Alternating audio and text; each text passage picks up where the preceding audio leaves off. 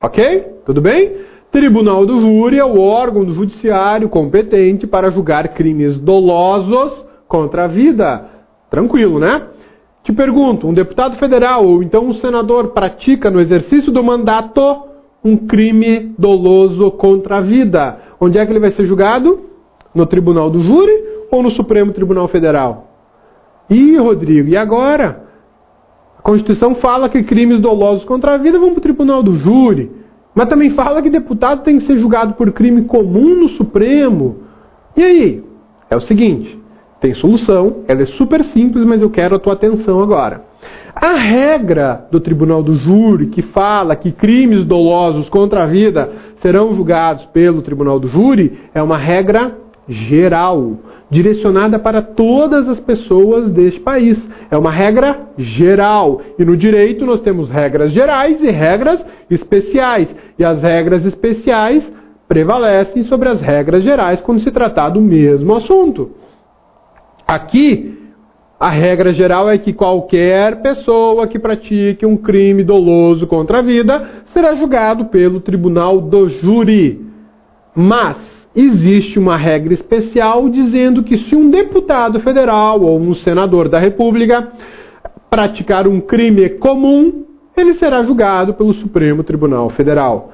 Crime comum, homicídio é crime comum? É. Homicídio doloso é crime comum? É. Então é o seguinte, um deputado federal ou um senador da República que pratique um crime doloso contra a vida no exercício do mandato será julgado pelo Supremo Tribunal Federal. Ok? Essa é a resposta correta. Ah, Rodrigo, então vai ter Tribunal do Júri no STF? Não, não vai ter Tribunal do Júri no STF. Simplesmente não haverá Tribunal do Júri. O Supremo Tribunal Federal é que julgará o senador e ou o deputado federal pelo crime doloso contra a vida. Tranquilo? Olha só. Vamos estender um pouquinho mais essa problemática. O deputado federal, no exercício do mandato, pratica um crime doloso contra a vida. Ok? Tudo bem? Está sendo julgado pelo Supremo Tribunal Federal, o processo não foi suspenso, está tramitando numa boa, mas o deputado simplesmente perdeu o mandato. Por uma razão qualquer, ele abriu mão do mandato dele e não é mais deputado. O que vai acontecer agora?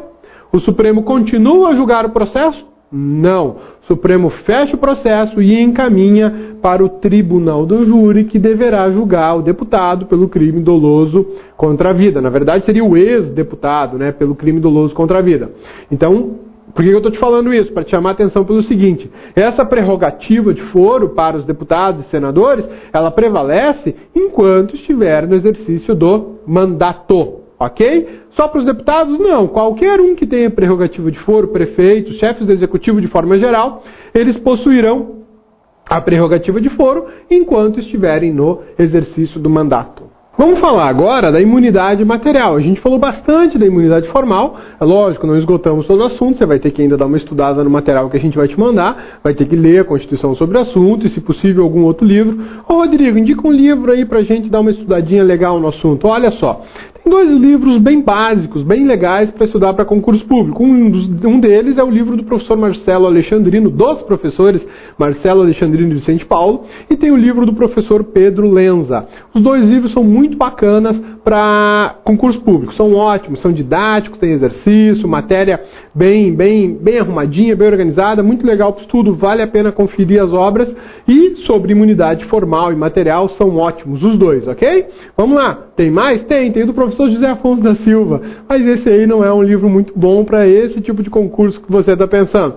Ele é um livro bom para quem já está estudando na faculdade de Direito ou para quem vai fazer alguma tese sobre o assunto. É um livro mais robusto, digamos assim, de uma leitura um pouquinho mais complicada, mas é um ótimo livro. O professor José Afonso é um dos maiores autores de Direito Constitucional no Brasil, ok? Sempre que for comprar um livro, pense primeiro no seguinte: para que vai me servir esse livro ou essa obra, enfim, essa apostila? Pense nisso.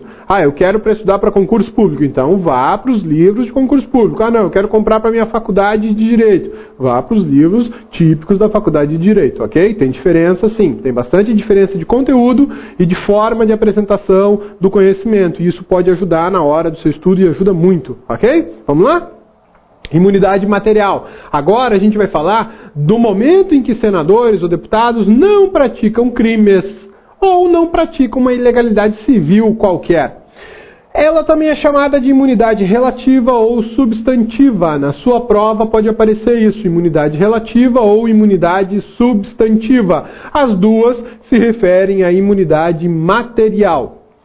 Inviolabilidade civil e criminal pelas palavras, votos e opiniões. Lembra daquilo que a gente falou no início da nossa aula? Deputado não pode ser preso por nada, né? Pode praticar qualquer crime? Negativo. Ele só tem a imunidade material por palavras, votos e opiniões, ok? Se ele praticar um outro delito, ele bateu na esposa dele, por exemplo, aplica a lei da Maria da Penha nele, não tem conversa, ele vai responder pelo crime. Agora, ele chamou um outro deputado de safado, tem problema, ele está dotado de imunidade, ele não responde absolutamente por nada, ok? Desde quando eles têm imunidade material? Desde a expedição do diploma. Cuidado aqui, muito cuidado. Os examinadores, eles gostam de perguntar justamente esse ponto, porque é comum as pessoas pensarem, é muito comum isso, esse erro, de achar que a imunidade é a partir da posse. É um equívoco, é a partir da diplomação do cidadão como deputado. O que é isso, Rodrigo? Diplomação. Quando você vota em um candidato a deputado federal e ele é eleito, existe um prazo de alguns meses até a data da diplomação. O que é a diplomação? O Tribunal Eleitoral, o Tribunal Regional Eleitoral, vai entregar para esse deputado um diploma de deputado federal. É bacana, né? É um diploma mesmo, igual aquele que você ganha quando você termina a faculdade ou o teu curso de ensino médio, por aí vai. Diploma de deputado federal. Esse diploma de deputado federal nessa entrega de diploma do deputado federal é o ato da diplomação. A partir da diplomação, aquela pessoa é dotada de imunidade material. Portanto, não é a partir da posse, é a partir da diplomação, ok? Essa imunidade material atinge os crimes ocorridos após a diplomação. Então, muito cuidado com isso. Qual é a situação? Você tem um deputado federal diplomado em dezembro de 2010. Tudo bem? Tudo bem?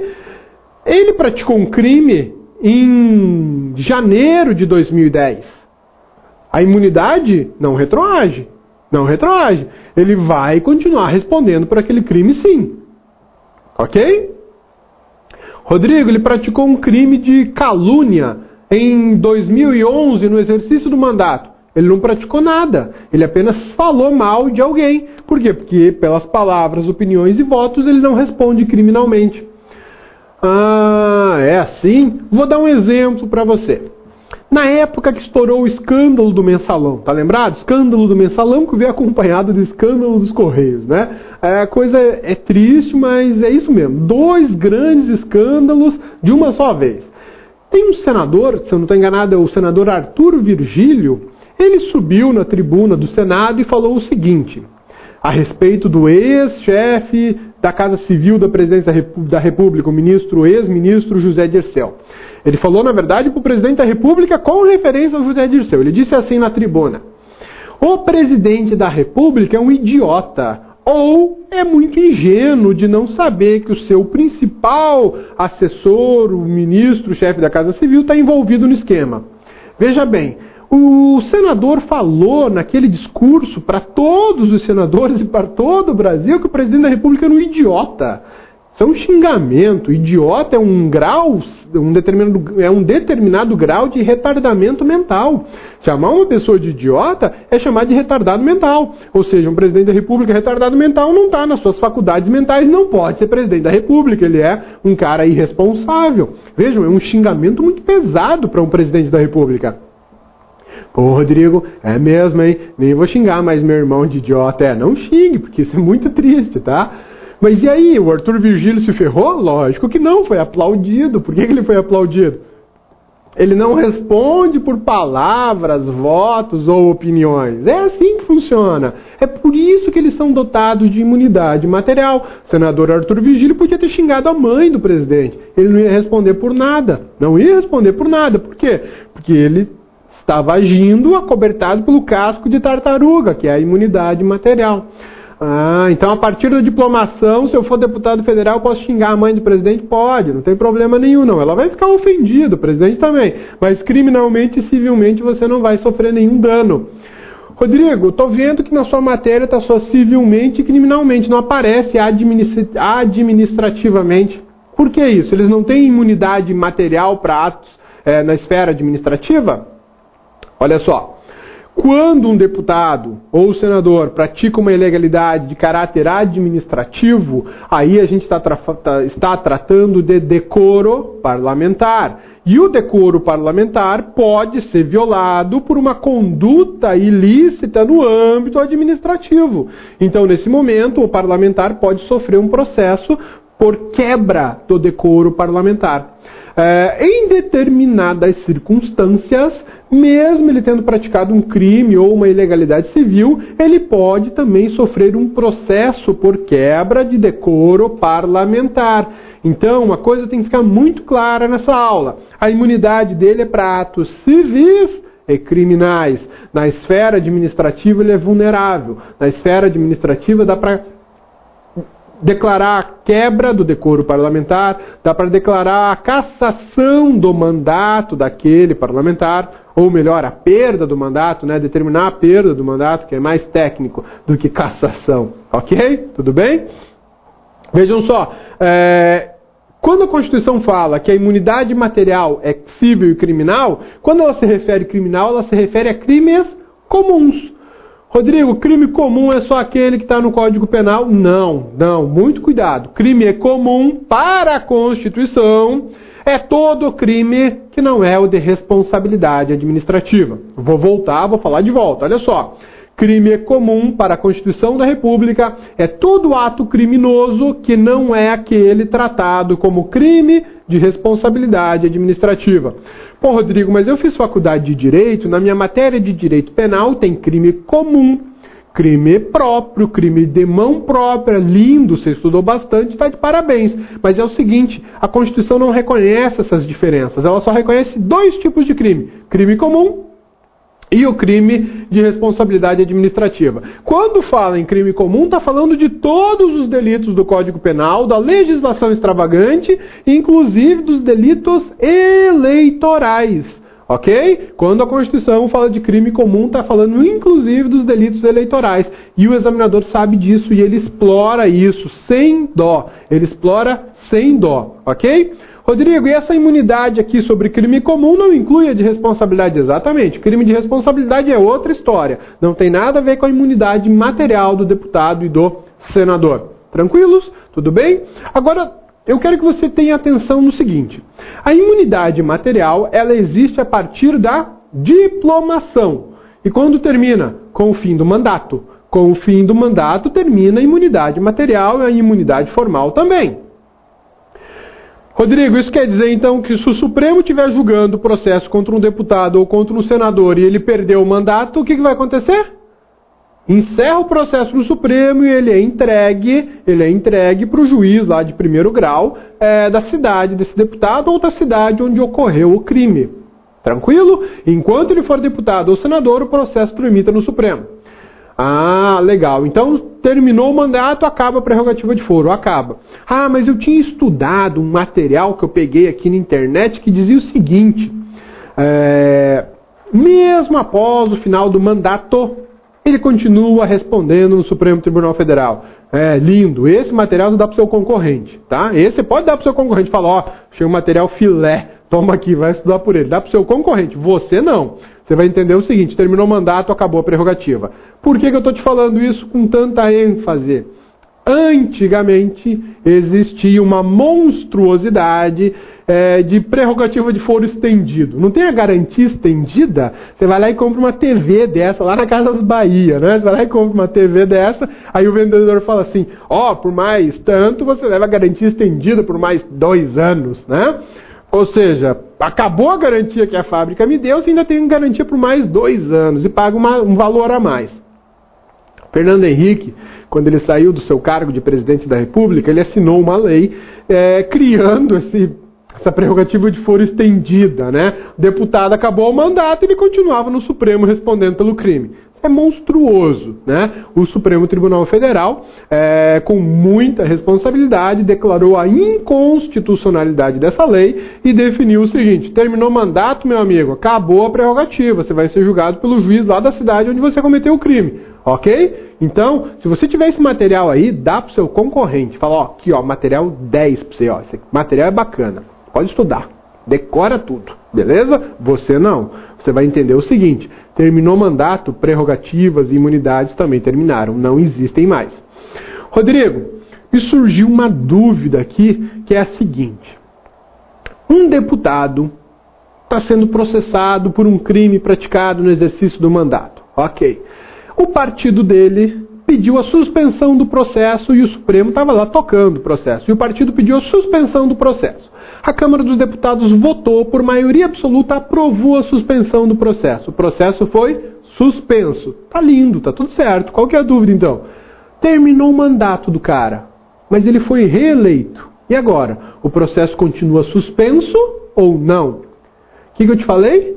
Terminou o mandato, prerrogativa, desaparece. Terminou o mandato, acabou a prerrogativa. O processo pode sair do Supremo, ir para o juiz de primeiro grau e continuar correndo. Peraí, Rodrigo, mas ele foi reeleito deputado federal.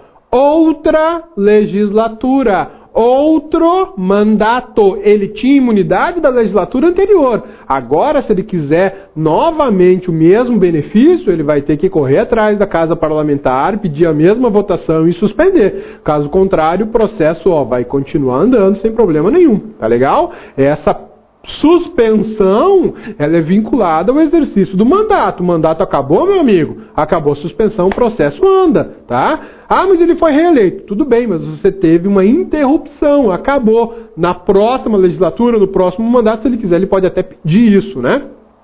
Beleza? Tranquilo? Sossegado agora? Eliminou a dúvida? Vamos em frente, então. Vamos falar agora das gloriosas comissões parlamentares. CPI, calma. No Congresso Nacional nós temos diversas comissões. Olha só, comissões parlamentares permanentes, temporárias, mistas, representativas e a famosa CPI.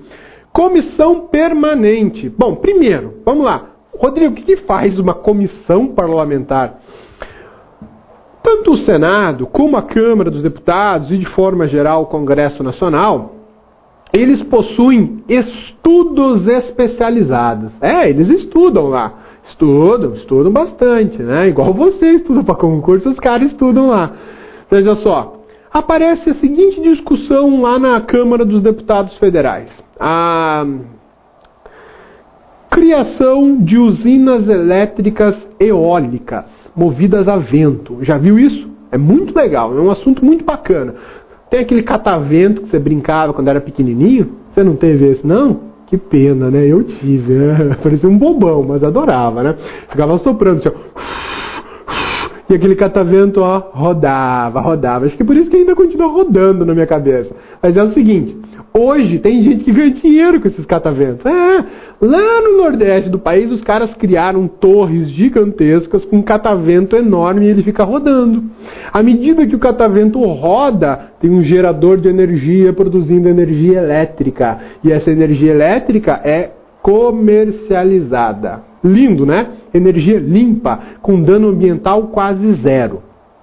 Isso é fantástico. É o que a Europa já faz, os Estados Unidos já fazem, e o Brasil está começando a fazer agora. Porque o O Congresso teve que analisar o assunto. Pô, Rodrigo, mas eu sou deputado federal, não entendo nada desse catavento que produz energia, né, dessa energia eólica. Alguma vez eu já li alguma coisa sobre o assunto. Ótimo, então você vai fazer o quê, deputado? Você vai se voltar para a Comissão Parlamentar Permanente que trata de energia elétrica, tá? Vai se voltar para essa comissão e vai falar assim, Comissão de Energia Elétrica, faça um estudo sobre a energia eólica do catavento, se é viável, se não é, danos ambientais, economicamente, para o país é interessante, não é? Podemos mudar a tecnologia de produção de energia elétrica? Essa comissão parlamentar vai fazer todo esse estudo. Por quê? Porque ela é uma comissão permanente. É uma comissão dedicada aos estudos vinculados à energia elétrica. Existe comissão permanente de educação, comissão permanente de Constituição e Justiça, comissão permanente de questões referentes à água, e por aí vai. Entra a legislatura, sai legislatura, a comissão está lá. E os deputados só vão se substituindo um pelos outros, mas a comissão continua funcionando, procurando informações precisas, técnicas e atualizadas sobre aquele determinado assunto. Essa comissão subsidia o trabalho dos parlamentares para futuras votações. Então, essa comissão permanente nunca acaba. Enquanto houver Congresso Nacional, elas estão lá.